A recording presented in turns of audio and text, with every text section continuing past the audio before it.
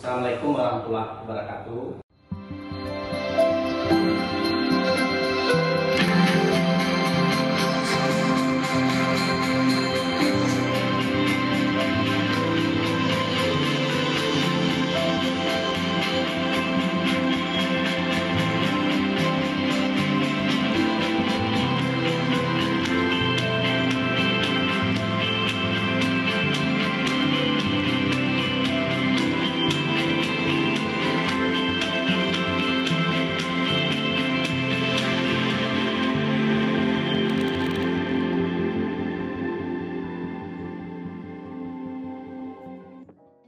Puji syukur kita aturkan kehadirat Allah Subhanahu wa Ta'ala.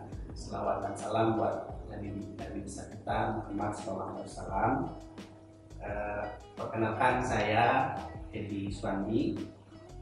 Sehari-hari berprofesi sebagai dosen, praktisi dan pengusaha, dan juga aktif di berbagai organisasi. Salah satunya adalah APindo atau Asosiasi Pengusaha Retail Indonesia.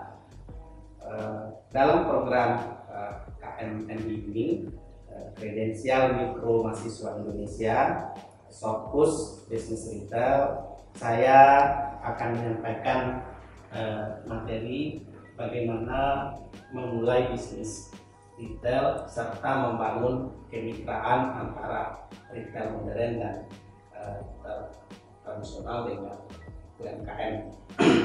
Baik teman-teman semua, teman-teman mahasiswa yang bergabung dalam program KMMI ini, presentasi ini akan saya bagi dalam 4 bagian presentasi.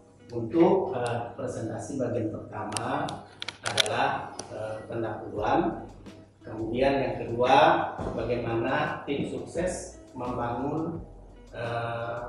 memulai bisnis retail, dan bagian ketiga adalah bagaimana kemitraan antara retail modern dan retail tradisional dengan UMKM atau small medium enterprise.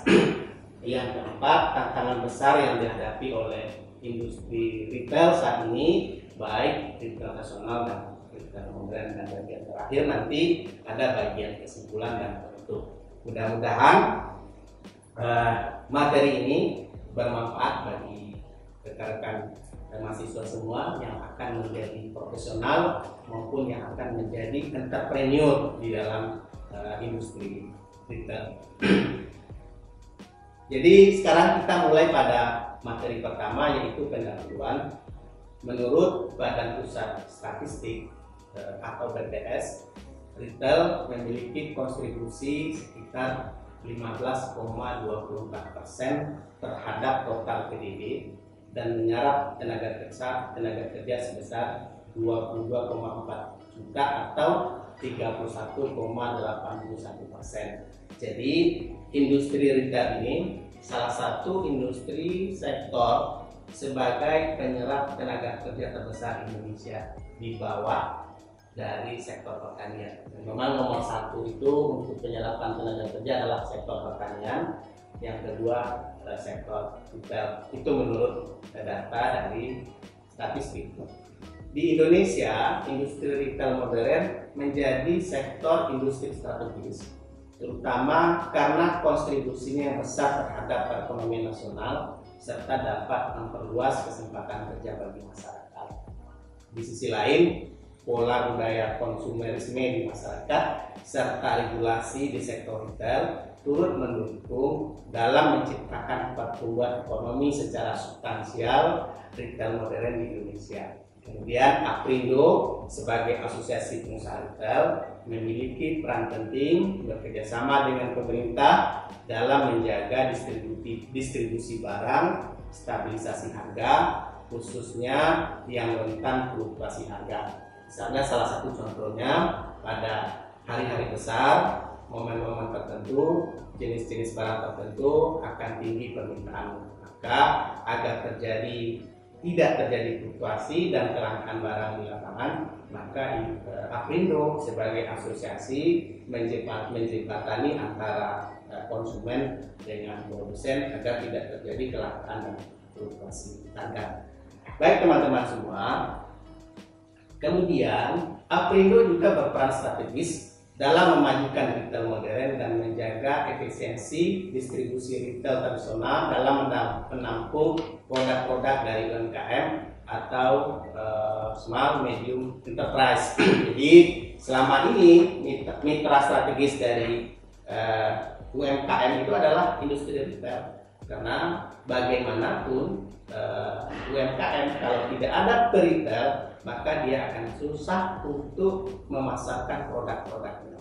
Kemudian pemilik minimarket, supermarket, hipermarket atau retail lainnya, baik yang retail tradisional, diharuskan membina usaha mikro, kecil dan menengah di sekitarnya, termasuk memasarkan produk-produk rumahan tersebut melalui gerai-gerai yang dimiliki oleh industri oleh retail tersebut.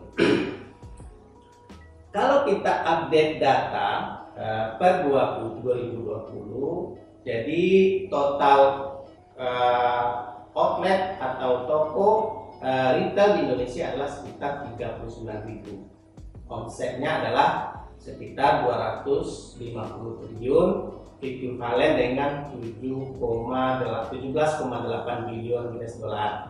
Jadi memang omset industri retail di Indonesia besar sekali, ada sekitar 250 triliun, ekuivalen 17,8 bilion US dollar. Kalau pertumbuhannya year on year, dari data yang kita punya, pertumbuhan industri retail di Indonesia itu sekitar 7-9%. Itu sebelum terjadinya pandemi COVID-19 ini. Baik teman-teman semua, yang perlu kita pahami adalah di industri retail itu banyak komponen-komponen yang ada di dalamnya. Salah satunya adalah, mungkin teman-teman semua kalau pergi ke mall, hipermarket segala macam, itu sudah dianggap retail. Sebenarnya tidak seperti itu, karena di yang retail itu adalah bisnis yang menjual produknya. Misalnya contoh, di sebuah mall, di situ ada gerai matahari. Yang gerai matahari itu baru retail. Tapi kalau yang mall itu adalah bukan retailnya. Jadi di mall itu tidak ada retailnya. Maksudnya adalah retailnya yang punya gerai di mall. Kemudian itu yang pertama, yang menyediakan gerai. Kemudian yang ketiga adalah supplier. Yang berikutnya adalah ada retailer. Jadi ada mall, ada supplier, ada retailer, ada konsumen. Nah, jadi dalam industri retail itu semua komponen tersebut saling berkaitan dan saling berhubungan satu sama lain. Kalau tidak ada mall, kemungkinan tidak ada retail. Tapi sekarang di tempat kita, di negara kita ini sudah banyak bertumbuh dan berkembang retail skala kecil yang dikelola oleh lembaga-lembaga, perusahaan-perusahaan UMKM di tingkat masyarakat. Itu sedikit pemahaman untuk teman-teman semua. Baik teman-teman, dalam siklus retail manajemen itu terdiri dari 4 komponen sebenarnya yang ada di situ. Ada customer, ada produk, ada supplier, ada channel. Jadi misalnya customer kita siapa? Baik kita lihat dari segi tingkat penghasilan, apakah kelompok kelas menengah, atau dari segi demografi, misalnya usia dan segala macam. Kemudian produk kita apa? Kemudian setelah itu siapa yang mensuplai produk ini ke retail kita? Kemudian ada channelnya. Jadi channel distribusi, channel marketing sekarang ini untuk industri retail yang berkembang sudah omni channel. Banyak channel. Misalnya ada toko, ada online, baik internet marketing, mobil marketing, ataupun lewat media sosial, Instagram, Facebook, atau dan lain sebagainya. Kemudian dalam berbisnis retail tentu kita perlu memperhatikan regulasi-regulasi yang ada. Salah satu regulasi yang ada adalah regulasi yang dikeluarkan pemerintah agar bisnis kita ini, retail kita ini tidak terpengaruh oleh peraturan dan perundang-undangan yang berlaku. Jadi untuk teman-teman semua, baik yang jadi mau entrepreneur, mau menjadi profesional di retail, perlu juga memperhatikan regulasi dan perundang-undangan yang berlaku. Kalau kita lihat data pola konsumsi kelas menengah Indonesia dari survei Asian Nielsen pada tahun 2019, konsumsi kelas menengah di Indonesia membelanjakan produknya itu sekitar 41,7% untuk konsumsi makanan. Jadi dari penghasilan kelas menengah itu tingkat belanjanya itu 41,7% itu untuk konsumsi makanan. Jadi kemudian 17,2% untuk rumah dan tempat tinggal. Nah, yang lainnya macam-macam, ada perumahan, ada peralatan rumah tangga, pendidikan, dan restoran. Kalau kita lihat data ini, karena masyarakat Indonesia pertumbuhan kelas menengahnya sangat tinggi sekali, kalau kita lihat data ini, maka peluang bagi industri retail untuk bertumbuh dan berkembang di Indonesia sangat besar sekali. Nah, sangat banyak peluangnya untuk berkembang dan bertumbuh di Indonesia, karena kelas menengah kita itu doyan belanja, artinya hobi belanja. 41,7% dari penghasilannya itu dibelanjakan untuk konsumsi makanan, dan hanya 17,2% untuk tempat tinggal. Kalau kita lihat rasio retail modern terhadap jumlah penduduk Indonesia, jadi rasio populasi retail di Indonesia ini dibandingkan dengan jumlah penduduk termasuk yang paling rendah di Asia Pasifik. Di Indonesia 1 juta penduduk baru dilayani oleh 52 retail. Dibandingkan dengan Taiwan, setiap 1 juta penduduk dilayani oleh 400 retail modern. Dari data ini, bagi teman-teman semua yang ikut program KMNI ini, yang tertarik untuk menjadi pengusaha retail, yang tertarik menjadi profesional di industri retail, peluang untuk menjadi profesional, peluang untuk menjadi entrepreneur dan di bidang retail ini sangat terbuka lebar sekali. Dari data-data statistik yang kita punya, kelompok kelas menengah kita doyan belanja, kemudian retail modern kita untuk 1 juta penduduk baru dilayani oleh 52 retail. Jadi perkembangan dan pertumbuhannya itu untuk ikut menjadi profesional maupun menjadi entrepreneur ataupun bekerja di industri retail, peluangnya sangat banyak dan sangat memungkinkan sekali. Baik teman-teman semua, kita lanjutkan. Ini ada data-data tentang tingkat retail tradisional dan modern. Kalau di Indonesia, retail modern itu adalah 0,7% dari jumlah penduduk kita. Jadi memang betul datanya. Jadi memang retail modern di Indonesia sangat kecil sekali. Jadi dari data-data ini bisa kita lihat bahwasanya masyarakat kita masih belum terlayani oleh industri retail. Baik retail yang saya maksud di sini adalah retail yang profesional, tetapi selama ini kebutuhan masyarakat itu dilayani oleh retail atau toko-toko di tingkat masyarakat. Itu yang pertama, pendahuluan saya kuliah ini tentang industri retail di dunia dan di Indonesia. Memang peluang kita untuk bergabung di dalam industri retail ini sangat besar sekali. Kemudian kita masuk kepada materi yang kedua, yaitu bagaimana tips sukses memulai bisnis retail. Tentu teman-teman semua yang ikut program ini ingin menjadi pengusaha, ingin menjadi entrepreneurship, atau ingin menjadi profesional, menjadi manajer, menjadi GM di retail-retail yang ada. Apa tips suksesnya? Dari pengalaman saya, membangun retail kecil-kecilan, kemudian sebagai pengurus di Asosiasi Pengusaha Retail Indonesia, ada sebenarnya 8 tips sukses dalam memulai bisnis retail. Yang pertama adalah pilih struktur legal. Yang kedua, pilih nama. Yang ketiga, kenali customer experience. Yang keempat, buat bisnis plan yang detail. Yang kelima, cari lokasi yang strategis. Yang keenam, relasi dengan vendor. Yang ketujuh, marketing yang kreatif. Yang kedelapan, geluti dengan serius. Dari 8 tips ini akan saya bahas satu persatu dalam slide-slide berikutnya. Baik teman-teman semua, mudah-mudahan teman-teman masih semangat untuk mendengarkan presentasi saya ini. Tip yang pertama adalah pilih struktur legal. Memilih struktur legal atau payung hukum bisnis adalah keputusan terpenting yang akan diambil. Memang masih bisa mengganti struktur legal di kemudian hari, namun prosesnya cukup rumit dan memerlukan biaya yang tidak sedikit.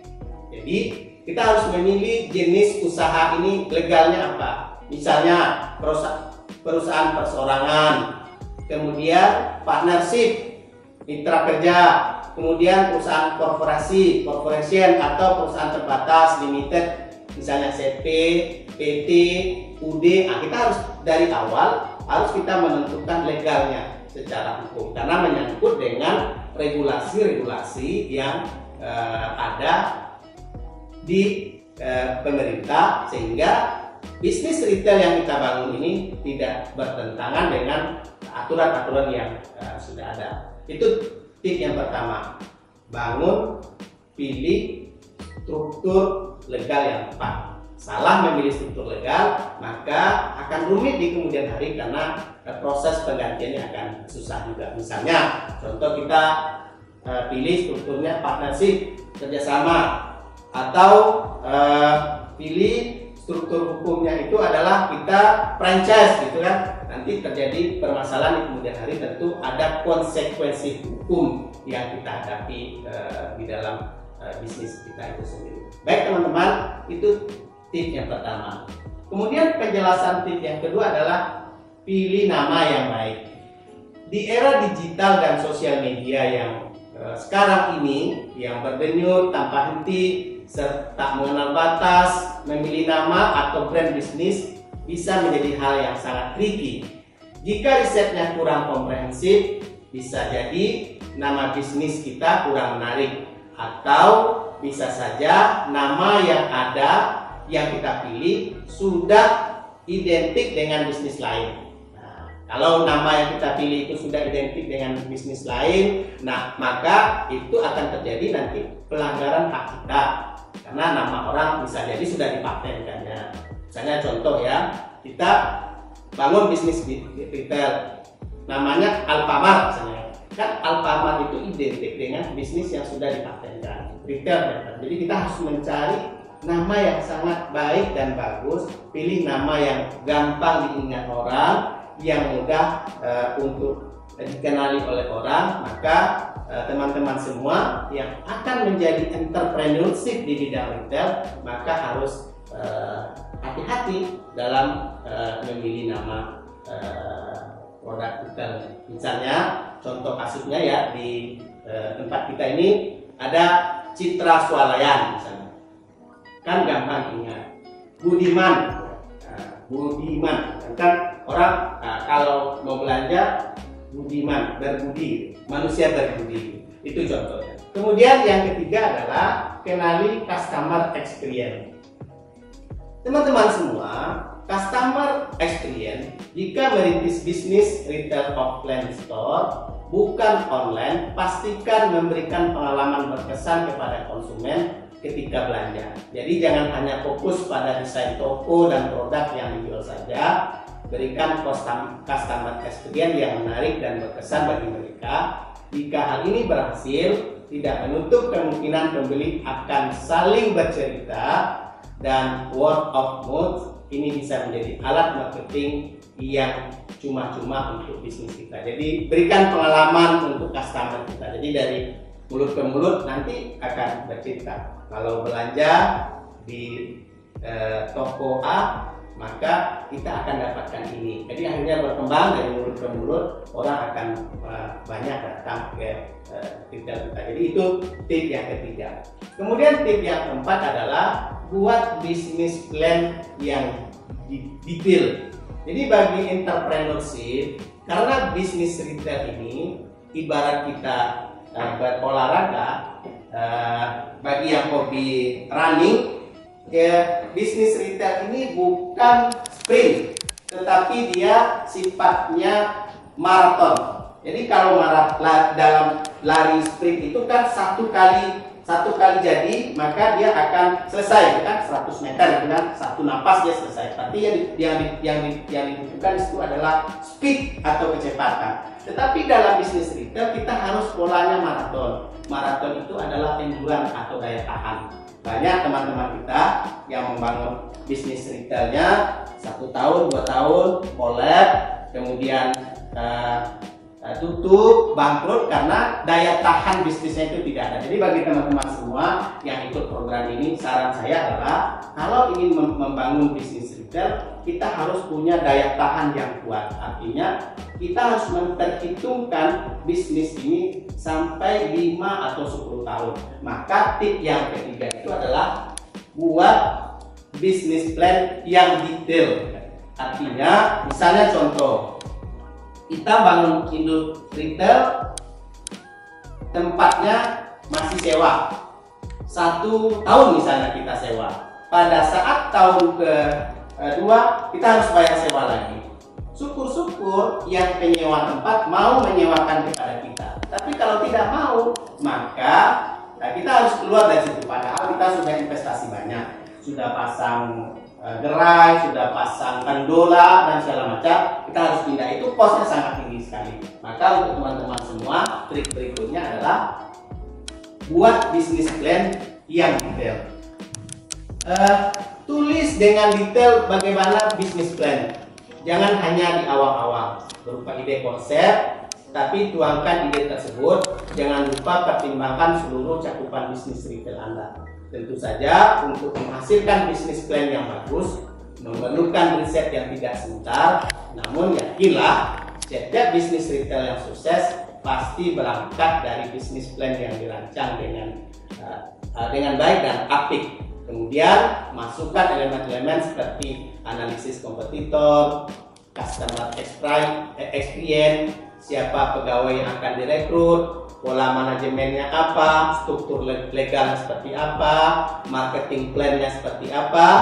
Jadi bisnis plan itu bisa menyesuaikan dengan bisnis plan yang kita buat itu bisa menyesuaikan dengan cara kerja yang kita gunakan. Itu yang keempat. Baik teman-teman semua, kita lanjutkan.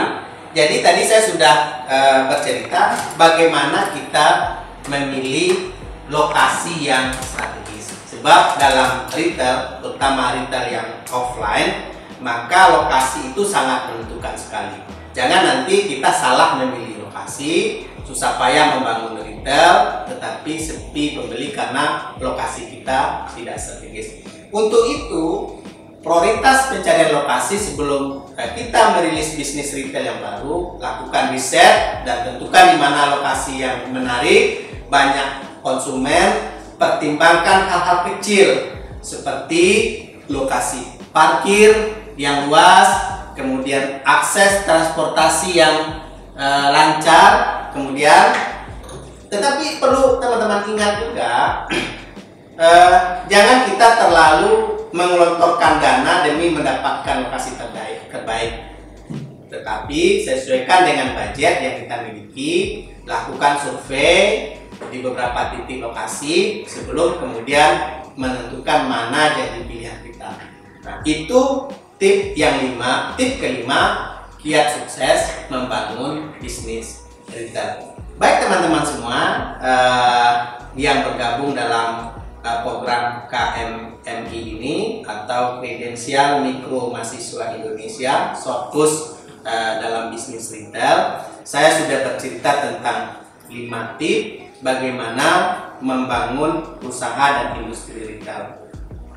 Kalau teman-teman berkunjung ke toko-toko baik retail skala besar, hypermart, minimarket, mall dan segala macam, maka akan menemukan desain-desain barang, ruang-ruang usaha retail yang tertata dengan rapi, tertata dengan baik, ada pengelompokan jenis barang, makanan, apa, dan segala macamnya. Kemudian kita masuk ke tip nomor 6, relasi dengan vendor. Karena kan kita retail, kita punya toko, maka secara otomatis kita memerlukan orang yang akan memasukkan barang kita ke toko kita.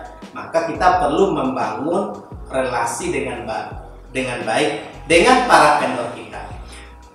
Sebenarnya teman-teman semua, bisnis tidak bisa berjalan sendiri. Itu sebabnya hal yang tidak kalah penting adalah menjalin relasi dengan vendor-vendor. Bisnis retail yang sukses adalah menawarkan produk yang tepat di harga yang tepat dan di waktu yang tepat pula. Untuk mencapai titik itu perlu ada kerjasama dengan beberapa vendor.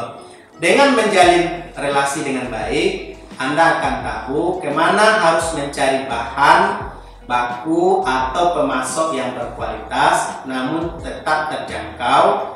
Tak hanya hal itu seperti mekanisme pembayaran yang lebih mudah atau menangani produk-produk cacat juga akan lebih mudah jika kita memiliki relasi baik dengan vendor. Jadi vendor ini adalah salah satu hal penting bagi industri retail. Kalau kita punya hubungan baik dengan para vendor, maka hal tersebut akan memudahkan kita dalam segala hal. Salah satu contohnya misalnya pembayaran misalnya.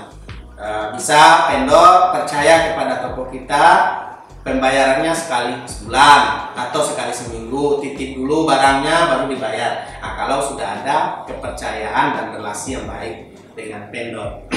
Yang ketujuh, tip membangun bisnis retail adalah lakukan marketing yang kreatif. Jika sebelum Anda menggunting pita untuk merilis offline store, tidak ada salahnya memulai promosikan, bukan hanya asal promosi, melainkan membuat marketing plan yang lengkap dengan ide-ide pemasaran yang tepat sasaran. Pertimbangkan juga untuk menggandeng media hingga mengadakan sales event misalnya. Jadi harus banyak event-event yang kita buat dalam mempromosikan bisnis kita, terutama yang offline store. Makanya kita harus punya ide-ide marketing yang kreatif. Kemudian selain ide marketing yang kreatif, cari kanal marketing mana yang paling tepat untuk promosi bisnis retail kita. Mempromosikan produk akan membuat bisnis mendapatkan perhatian dari pasar, namun bukan hanya perhatian saja. Yang kita butuhkan adalah perhatian dari para masyarakat itu terkonversi menjadi transaksi pembelian, dan ini yang harus bisa kita gali lebih dalam. Bagaimana kita membuat marketing yang kreatif, marketing plan yang kreatif, kemudian cari kanal marketing yang cocok dengan bisnis kita. Itu tip yang ketujuh. Ini bisa kita lihat teman-teman semua. Kemudian tip yang ke-8 adalah kalau kita membangun bisnis retail seperti yang sudah saya ceritakan tadi, kita di industri retail ini bukan pelari sprint tetapi pelari maraton. Pelari maraton yang dibutuhkan adalah daya tahan atau kemampuan kita sejauh mana kita mampu bertahan di industri tersebut. Karena proses kita untung atau BIP-nya dalam industri retail itu pasti kalau kita buat dari bisnis plan yang detail itu pada tahun ketiga atau keempat. Maka kita perlu tip yang ke-8 adalah geluti bisnis retail itu dengan serius. Jadi setiap tip yang saya sampaikan di atas tadi tentu dia aplikatif dan bisa disesuaikan dengan bagaimana situasi bisnis retail yang akan teman-teman dirikan. Hal ini terpenting adalah menggeluti bisnis retail dengan serius. Jangan hanya karena bisnis dengan konsep seperti mudah dirintis dan dimulai maka akan menganggap mudah. Jadi kan banyak anggapan oleh orang membuat apa sih susahnya membangun retail, membangun industri retail, bisnis retail, apa sih susahnya? Hanya cuma membangun toko aja, kan? Nah, tetapi kita perlu serius untuk menggeluti ini. Jadi kalau sekedar bangun kemudian beberapa tahun tidak serius, kemudian collab, itu kan akhirnya yang rugi kita juga. Yang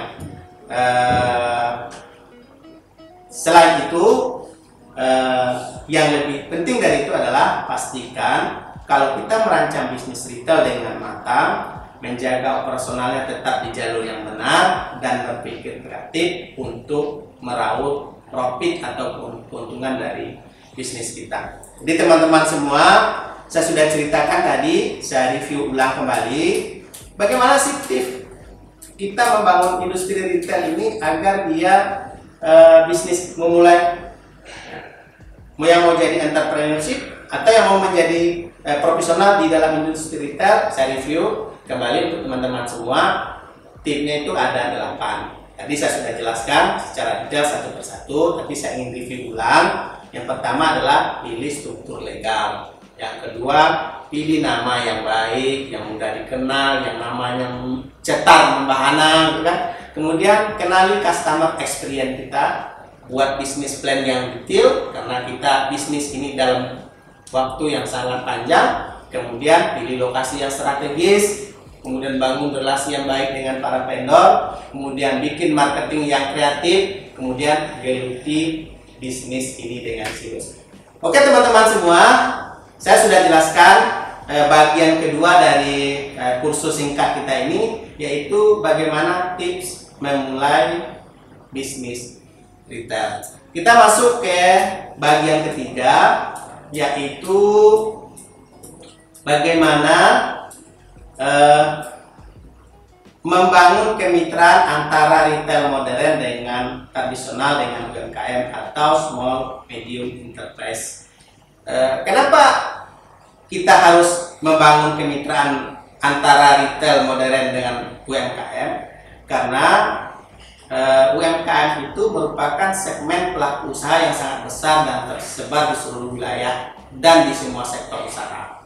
Jadi mulai dari makanan, kerajinan, segala macam jasa ada di sektor UMKM. Kemudian UMKM atau Small Medium Enterprise itu merupakan penyedia kesempatan kerja sekitar 97,33%. Yang ketiga, kontribusi UMKM dalam PDB nasional adalah 53,6%, ekspor migas sekitar 20%, investasi fisik 46,9%. Jadi sangat signifikan sekali, lebih dari 50% PDB kita itu adalah kontribusi dari UMKM.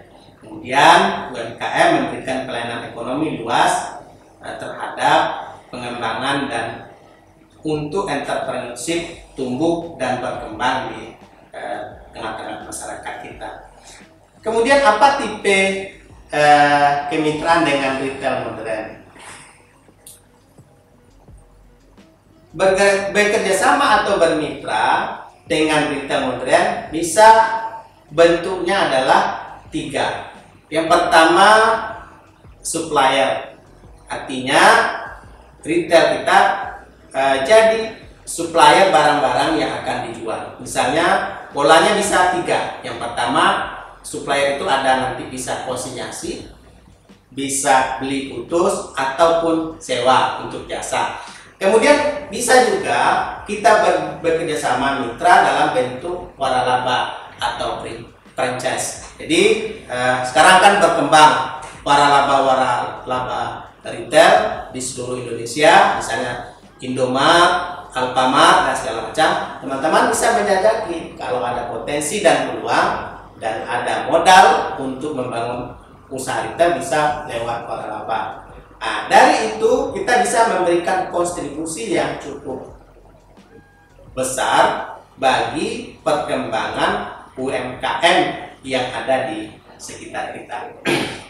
Jadi teman-teman semua, pola kemitraan perdagangan atau waralaba antara retailer dengan UMKM adalah yang pertama itu penerimaan pasokan. Jadi pasokan barang dari UMKM nanti dipasok ke retailer yang menjual di gerai-gerainya. Itu yang pertama. Yang kedua ada penyediaan lokasi usaha. Jadi ada segmen-segmen khusus di retail besar itu khusus disediakan untuk UMKM bagi pelaku-pelaku usaha UMKM. Yang ketiga, bekerja sama di bidang pemasaran. Kemudian nanti retailer juga membina bagaimana pembinaan pengembangan produk, bagaimana sistem pembayaran dan segala macam. Itu pola kemitraan antara UMKM dengan retailer. Jadi kalau teman-teman berkunjung di retail besar, misalnya di Transmart, di Ramayana dan segala macamnya, maka bisa kita lihat nanti ada spot-spot khusus yang disediakan untuk UMKM kita. Kemudian apa hubungan retail modern dalam pemasaran produk UMKM atau small medium enterprise? Hubungannya adalah yang pertama menguntungkan bagi UMKM karena retail modern itu pasti memperhatikan mutu, quality dan kualitas produk. Yang kedua price, harga produk. Yang ketiga kemasan atau packaging produk. Jadi kalau produk-produk UMKM yang mau dijual di retail, maka harus punya packaging produk yang baik. Di samping baik juga harus produk yang menarik gitu kan. Kemudian UMKM juga memikirkan mereknya atau brand produknya apa. Kemudian UMKM juga harus memikirkan izin atau permit produknya. Misalnya izin Badan POM, label halal, kadaluarsa dan segala macam. Itu harus dipikirkan. Yang paling penting adalah kalau UMKM mau bekerja sama dengan retail, itu kontinuitas produk. Artinya di saat UMKM mau menaruh produknya di retail, maka para retail berpikir bagaimana produknya itu selalu terjadi kontinu, kebersambungan antara, misalnya contoh sederhananya produk A gitu, dipajang di retail, satu minggu habis kemudian kosong, satu minggu habis kosong. Makanya bagi retail itu sangat penting sekali agar UMKM itu mampu menyediakan produknya yang secara kontinu. Jadi artinya keberlangsungan produk-produk itu ada. Akhirnya kalau orang mau mencari produk A dari UMKM, adanya di toko ini selalu ada. Makanya UMKM juga harus memikirkan kontinuitas produknya. Kemudian apa persiapan UMKM kalau ingin bergabung dengan retail atau pasar modern? Tadi saya sudah cerita ya, baik yang food atau non food, baik makanan dan non makanan. Saya sudah cerita tadi di awal, kita harus menciptakan brand yang bagus, memiliki kemasan yang baik, memiliki kualitas terstandar, kemudian memiliki izin dari instansi terkait. Sudah saya ceritakan tadi, izin dari Badan POM, label halal dan segala macam. Kemudian memiliki karyawan pekerja yang terstandar, higienitasnya segala macam, memiliki tempat usaha atau produksi yang jelas, memiliki modal tertentu. Nah, makanya kalau pola partnership kita memiliki hal tersebut, maka kita akan mudah untuk bergabung dengan retail, industri retail. Baik teman-teman semua, kenapa selama ini UMKM kita itu kendalanya apa? Produk-produk UMKM kita itu susah masuk ke industri retail. Yang pertama adalah kualitas produk dan kuantitas produk. Artinya di saat retail meminta kualitasnya terstandar dan kuantitasnya jelas, tadi saya sudah ceritakan kontinuitasnya ada, maka UMKM tidak mampu untuk memenuhi itu. Yang kedua ada distribusi dan logistik produk yang tidak jalan. Kemudian kontinuitas supply produk, permodalan, pembinaan dan pelatihan. Kemudian target pasar atau konsumennya yang tidak jelas. Ada 5 kendala kenapa selama ini UMKM produk-produknya susah masuk ke retail tradisional. Baik teman-teman semua, saya ingin cerita ya. Di retail modern itu ada kategori-kategori produknya yang bisa sebagai pembelajaran kita yang bisa kita kerjasamakan. Ada grocery, makanan dan minuman, fresh, buah, sayur, makanan, siap saji, ikan, daging dan segala macam. Ada perlengkapan rumah tangga, aksesoris, mainan, tas dan lain, peralatan elektronik, TV, video, komputer dan lain-lain. Kemudian ada tekstil, sepatu, sandal, baju, pakaian, tas dan segala macam. Ada privat produk dan segala macam. Ini ada, kalau teman-teman mau survei ke lokasi-lokasi, maka akan kita melakukan itu. Maka itu kuliah kita bagian ketiga, bagaimana kita membangun kerjasama antara retail modern dengan UMKM. Baik teman-teman semua, kita masuk kepada bagian keempat dari kursus singkat ini, yaitu tantangan besar yang dihadapi oleh industri retail saat ini, baik retail modern maupun retail tradisional. Jadi memang kondisi saat ini bagi semua bisnis tidak baik karena ada pandemi, kemudian ada segala macam. Tetapi apa sih tantangan besar yang dihadapi oleh industri retail saat ini di Indonesia dan mungkin di seluruh dunia? Kalau nanti teman-teman mau menjadi pengusaha dan profesional retail, tentu perlu tahu juga ini agar bisnis yang kita bangun itu bisa berlanjut seperti yang kita ceritakan sebelum-sebelumnya. Apa sih tantangannya? Yang pertama adalah perubahan tren belanja. Yang kedua, penurunan konsumsi. Yang ketiga, mempertahankan loyalitas konsumen. Yang keempat, pemenuhan konsumen. Yang kelima, kompetisi harga. Yang keenam, regulasi. Saya akan bahas satu persatu. Yang 6 itu, yang pertama adalah perubahan tren belanja. Itu tantangan yang paling besar bagi industri retail saat ini. Perubahan tren belanja, bisnis retail yang mengandalkan toko-toko fisik kini semakin tertekan karena adanya perubahan tren belanja yang beralih ke dunia online. Kemudian transaksi digital yang terus berkembang semakin memudahkan konsumen untuk mendapatkan barang yang diinginkan tanpa repot keluar rumah, bermodalkan ponsel serta kuota internet. Konsumen sudah bisa mencari berbagai kebutuhan baik sandang, pangan maupun papan tanpa perlu mengunjungi toko-toko dengan jarak yang cukup jauh yang akan menyita waktu, tenaga dan biaya serta transportasi. Nah, itu. Jadi memang sekarang tren belanja itu berubah dari online ke offline. Tetapi saya pernah membaca sebuah hasil riset di luar negeri. Kenapa retail besar itu rontok? Bukan sebenarnya penyebabnya adalah karena pola tren belanja masyarakat itu di samping beralih ke online, juga dia lebih senang belanja di toko-toko, di retail-retail di sekitar rumahnya. Maka sekarang potensi bagi kita semua yang ingin membangun bisnis retail, karena masyarakat itu tidak ingin jauh-jauh keluar rumah ke suatu tempat hanya untuk sekedar belanja.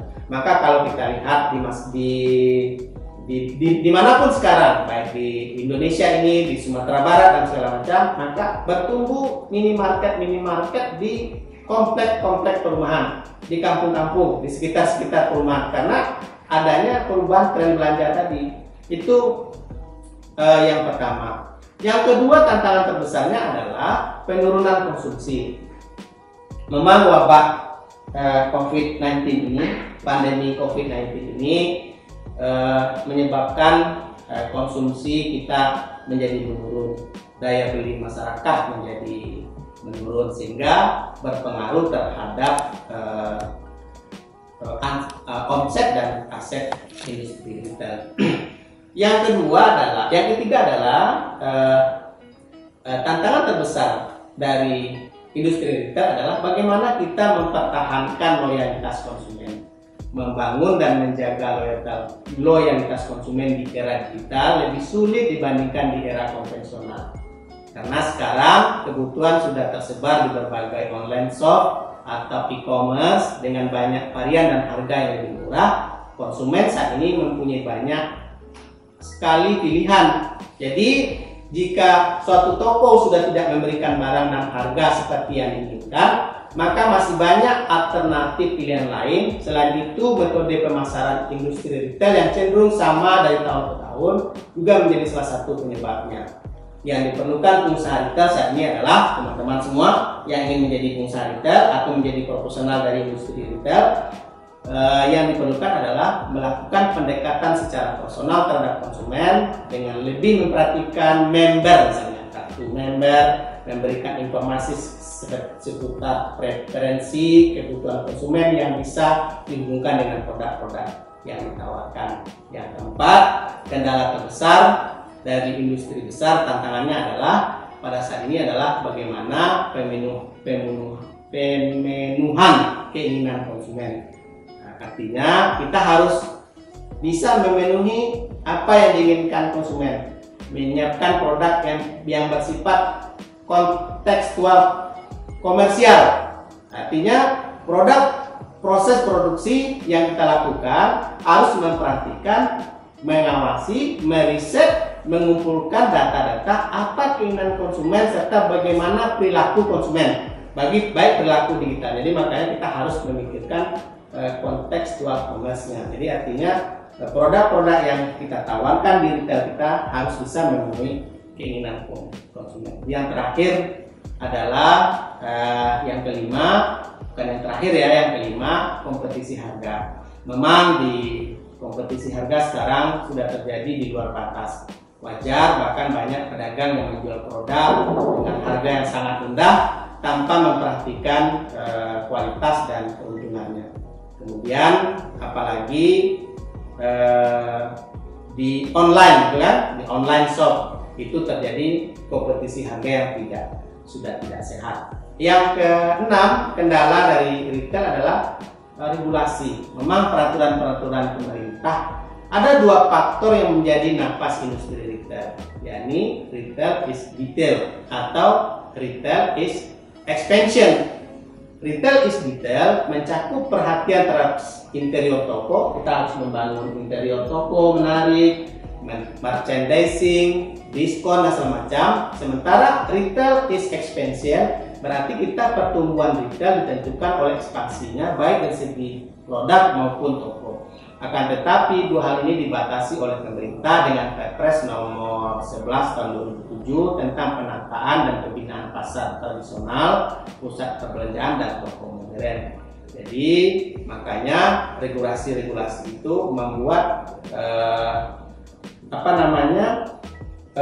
retail agak daya ekspansinya agak menjadi terbatas karena dibatasi oleh aturan dan undang-undang. Itu bagian keempat dari short post kita ini. Teman-teman semua yang hadir dari seluruh Indonesia yang ikut program KMMI ini, maka saya ingin menyimpulkan presentasi saya yang panjang lebar dari awal sampai akhir tadi. Yang pertama adalah kita masuk bagian kelima ini, yaitu bagian kesimpulan. Yang pertama, posisi strategis retail dan pasar modern itu adalah potensi bagi teman-teman untuk bergabung sebagai profesional maupun sebagai entrepreneurship dalam industri ini. Jadi bagi teman-teman yang ikut kuliah ini, yang ikut short course ini beruntung sekali karena memang dari data-data yang sudah saya paparkan tadi, industri ini adalah salah satu industri terbesar di Indonesia, baik penyerapan tenaga kerja maupun dari segi omsetnya. Jadi karena industri retail ini adalah industri yang strategis, maka mereka akan bisa membangun kemitraan dengan UMKM, small medium enterprise, dengan koperasi sebagai mitra strategis dari industri retail. Kemudian yang ketiga, teman-teman bisa melakukan kemitraan dengan berbagai pihak.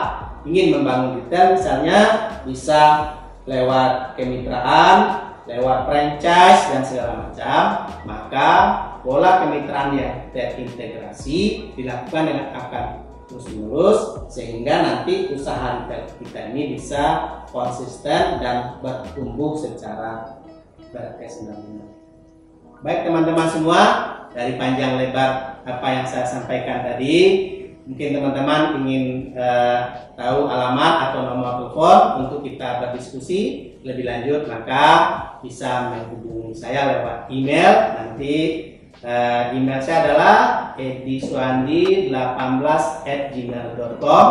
Kalau nomor telepon kita adalah 088171829504. Di media sosial kita juga aktif di Instagram, Facebook, dan Twitter.